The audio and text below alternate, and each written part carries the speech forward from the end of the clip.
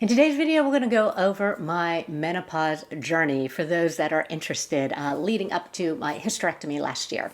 Hey everyone, this is Lisa. Welcome to my YouTube channel, Lisa Monique Beauty, where we cover all things beauty and lifestyle for the over 50 woman.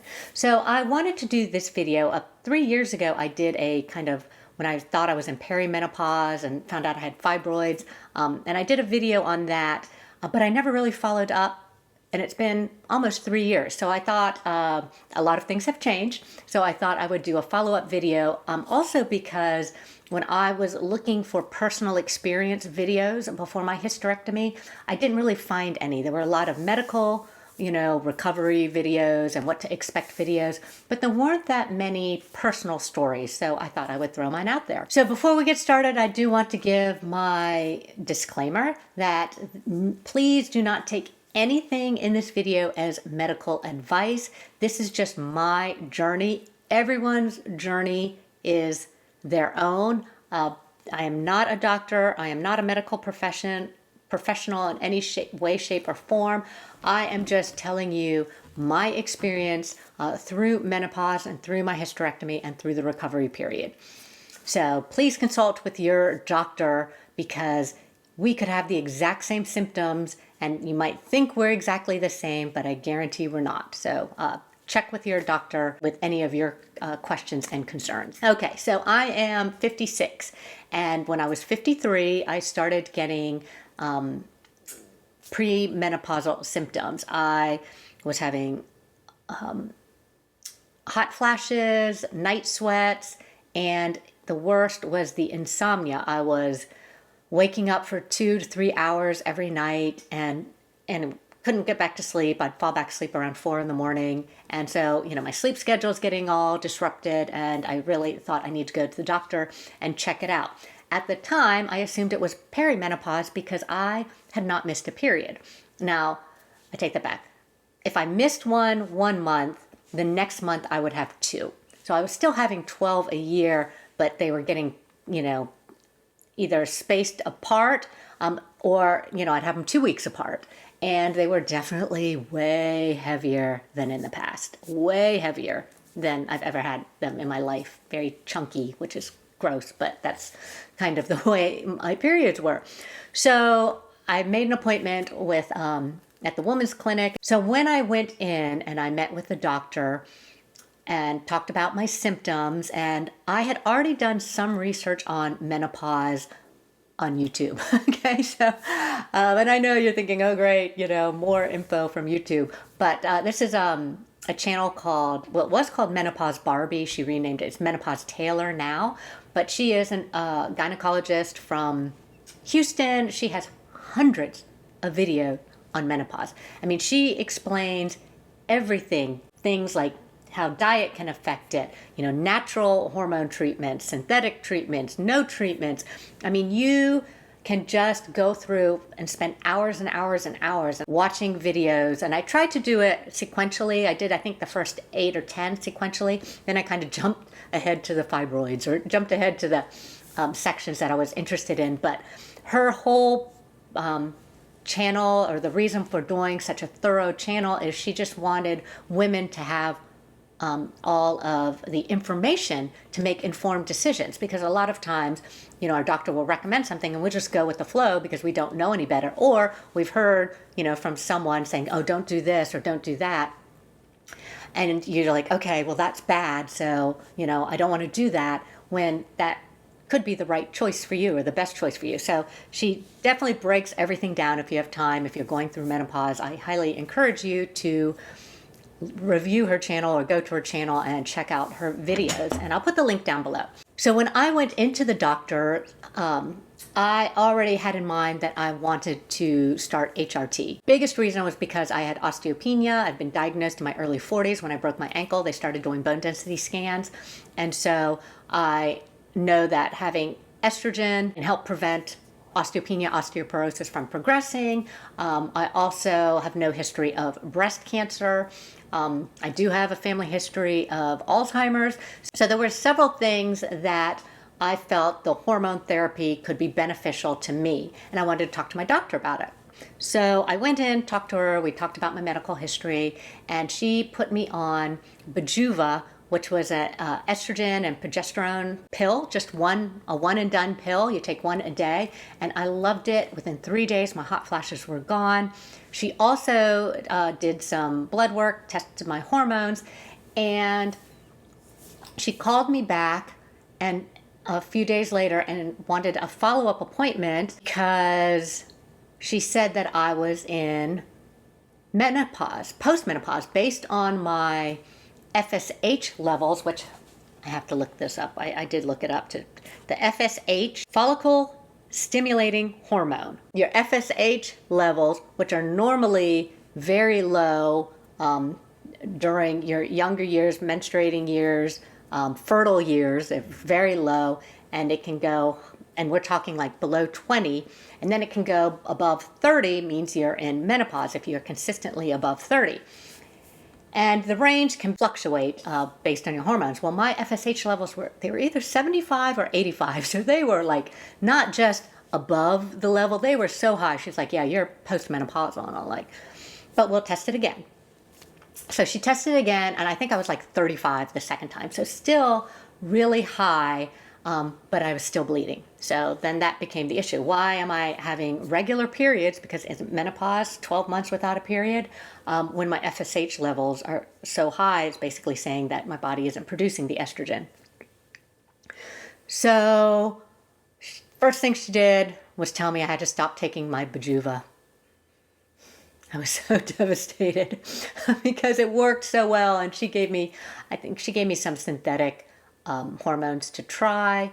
I never really got to the point where I took those hormones. The Bijuva, it took a little bit to wear off out of my system, so I was going to wait until I had hot flashes again.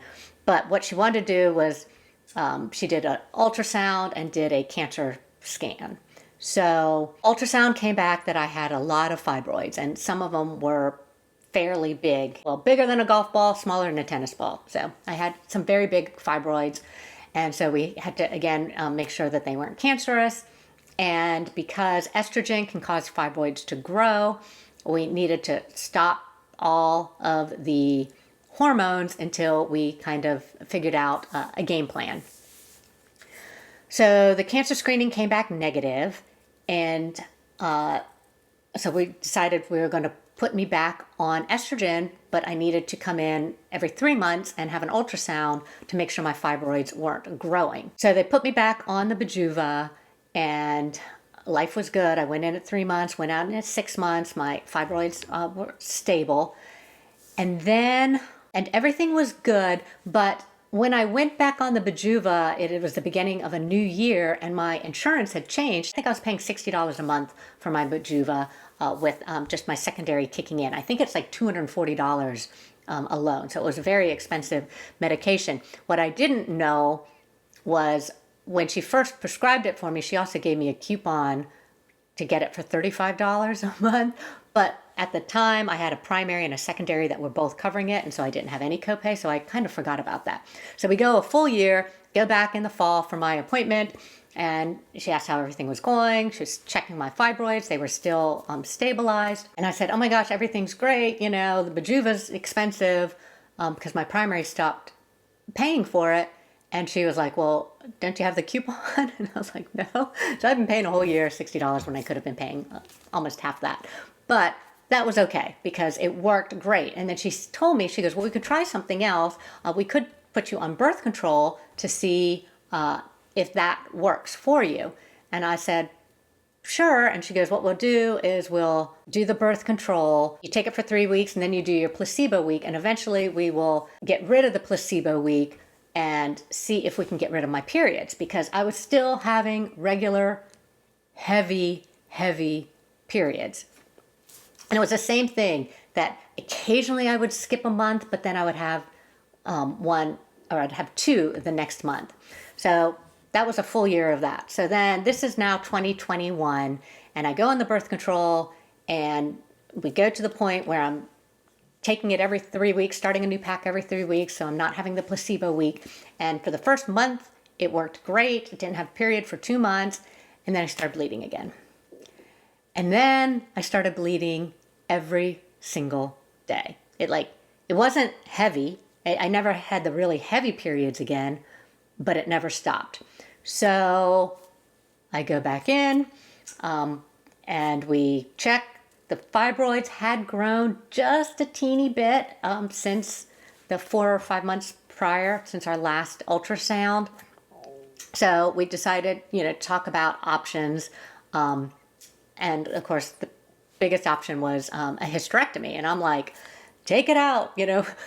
I don't even remember what the other options were. So I was probably trying different levels of hormones and everything. But I'm done. I'm 50. I was 54 at the time. I'm not having any more kids. Just take it out. Take it out. I'll stay on hormones. I don't mind taking a pill. I'm done. And so we scheduled the hysterectomy for August, and I was having a total hysterectomy, leaving my ovaries. So total hysterectomy means both the uterus and the cervix are coming out, and we were going to try and do it vaginally, which is more the orthoscopically, versus the being cut, cut like a C-section, left to right. But because my fibroids were so large, they were kind of right on that borderline on when what she thought she might be able to do vaginally.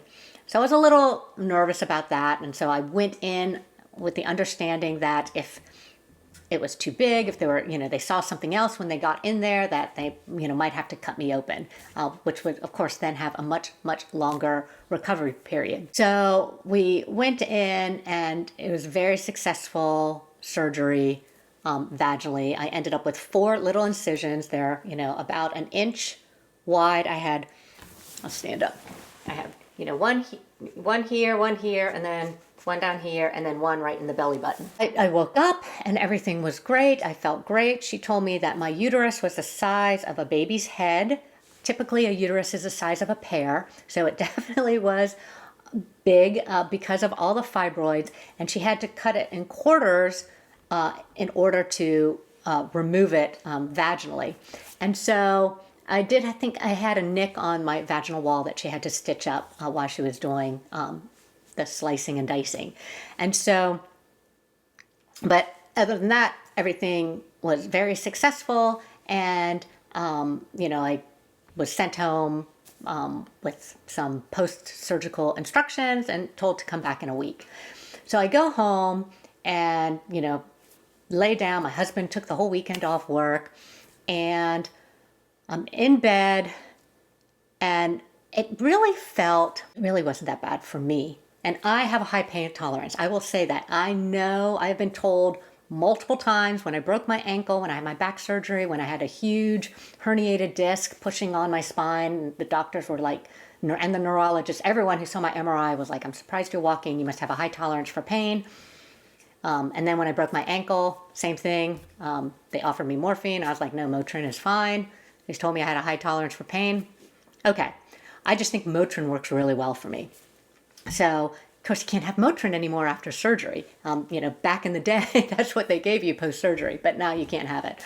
So anyways, I am laying in bed. I have all these narcotics, which I don't want to take, and I ended up not taking because I'm so worried about this pain. But it really felt like I had done a ton of ab exercises. I mean, I was really sore, but it wasn't painful. I mean, it was like kind of like, oh gosh, when I would move around to get up, because I was supposed to get up. The hardest thing for me the day after surgery or the day of surgery was getting out of bed, because we have a memory foam mattress. And so you don't realize how much you use your ab muscles to do anything. So I finally found that if I rolled on my side and moved my legs down, then I could kind of push myself up. But to try and push myself up in a sitting position, it didn't hurt. I mean, it was very sore, but I was just so worried about ripping out my stitches. I was so paranoid, anytime my stomach flexed that I was going to, damage something. So that was the hardest thing. By day 2, I was walking downstairs. Day 3, I sent my husband back to work because there was no reason for him to be home. I was really quite mobile. obviously if I bent over, I would, support myself to get back up. But I really felt great. And when I went for my post-op appointment after a week, it, was really, it was fine. The one thing, and I started taking Motrin. I did start taking Motrin. Probably was like 3 or 4 days after surgery because my bowel movements were so incredibly painful. I wanted to die. Now, here's the other thing. So I've always had bowel movement issues, but I had traveled right before my surgery, and travel always kind of clogs me up. But I was scared to take like Metamucil or anything to kind of run things through because, I was going to have surgery. I didn't want anything to happen on the table, but that was the wrong decision. I mean, if you do not want to be clogged up at all pre-surgery. So you want to do your Metamucil or your Miralax or whatever, several days, whatever your doctor says, is the right time frame to make sure it's not in your system before surgery. But you want to go in with as clean a bowel as possible because mine, it was terrible. So this was a 4-day point that I was trying to still have a bowel movement. I would have like really small ones, but oh my gosh, when they finally started happening, and I did end up taking, they gave me some stool softeners. I think I even took an X-Lax because I was so stuffed up. But when it finally started happening, it felt like there was a knife on the edge of my whatever was in there, and it was just scraping all the way. I could just feel it go from, my left hip all the way to above, the pelvic bone. I just wanted to cry and scream. So that was extremely painful for me. But when I took the Motrin, I could tell like, I might need to have a bowel movement. I'd run and take Motrin because it took about 15 minutes to kick in, and then I could bear it. But I did go through 2 or 3 excruciatingly pain bowel movements before I caved and started taking the Motrin. And it wasn't like it was impacted, feces.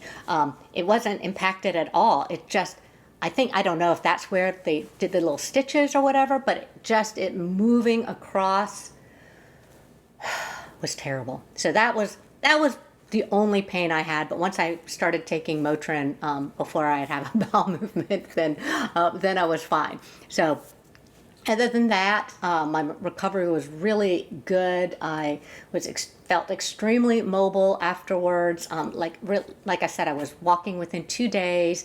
I got my clean bill of health at the 6-week point, and everything's been really good since then. So during that time between the surgery and my 6-week point, I had to, I wasn't allowed to be on any sort of hormones. So by the time I went in at 6 weeks, my hot flashes were back and my night sweats. I wasn't having the insomnia, but I was having the hot flashes and night sweats. So I was very anxious to get back on something, and she put me on estradiol, or some estrogen, 1 milligram.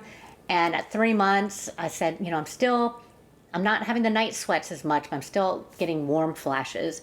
And so they increased my dosage to 1.5 milligrams. And that's kind of my magic. That was the right amount for me to keep all of my symptoms in check. And so I will go up for a 1-year follow-up next month and talk again about my prescription. But I will say, while I was traveling so much in June, July, and the beginning of August, I got really bad at taking my estrogen. And so there was a period that I forgot to take it I forgot to bring it. So I had a whole week of not having any estrogen. And I was like, well, maybe my hot flashes are gone. Maybe I don't need to be on it anymore. And so when I came back to Arizona, I made the decision to stop, that I would not take it. And gosh, I have had, I don't know if this is the cause and effect, but I have had the worst carb cravings for the last 2 weeks. And I'm not sure if that's because of the low estrogen or whatever, but I started thinking about it and I was like, well, maybe I shouldn't be playing with my hormones without talking to my doctor first. So I did start back up on my estrogen 2 days ago. It has helped my carb craving because I still had my ovaries and they seemed not to be working, but I think they work sometimes. Because I would still have that once a month kind of cravings, like I did when I was having my period. So, there was towards the end of the month, I would crave sugar or carbs a little bit more than the rest of the month. And so, I didn't know if any of that was related to my carb cravings, but they were really strong for the last 2 weeks. Yesterday and today, they seem to be more in control. In fact, I can walk by bread and not need to break off some and eat it. So that's where I am today. I'm feeling really good. My incisions, everything have healed up. Really, 3 out of my 4 incisions on my stomach are completely invisible. One of them I still can see, but they really are gone.